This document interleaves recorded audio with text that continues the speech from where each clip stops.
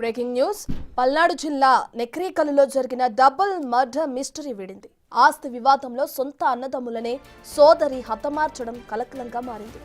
మరో 5గురు సాయంతో ఇద్దరిని దారుణంగా చంపినట్లు పోలీసులు వెల్లడించారు. సుపారీ ఇచ్చి మరీ అన్నదమ్ముల హత్యలకు ఆ కిరాతకురాలు స్కెచ్ వేసినట్లు గుర్తించారు. ఈ దారుణానికి ఒడిగట్టిన కృష్ణవేణిని పోలీసులు అరెస్టు చేశారు. అయితే ఆమెకు సహకరించిన ప్రియుడు దానయ్యతో పాటు మరో 4 మైనర్లను అరెస్టు చేసి రిమాండ్కు పంపించినట్లు తెలిపారు.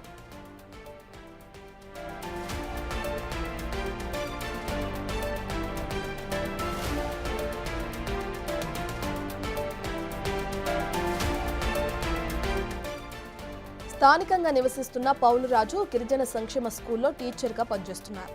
ఆయనకి 2 కుమారులు, ఒక కుమార్తె ఉన్నారు.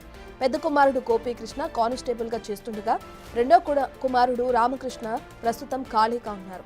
ఇక కూతురు కృష్ణవేణి పెళ్లి చేసుకుని భర్తతో విభేదాల కారణంగా పుట్టింట్లోనే ఉంటుంది.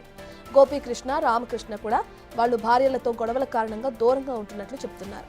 గోపీకృష్ణ విధులకు హాజరు కాకపోవడంతో అతడికి మెమో కూడా జారీ చేసినట్లు తెలుస్తుంది. ఈ క్రమంలోనే పౌలురాజు మృతి చెందగా ఆస్తి విషయంలో వారి మధ్య విభేదాలు వచ్చినట్లు పోలీసులు చెబుతున్నారు.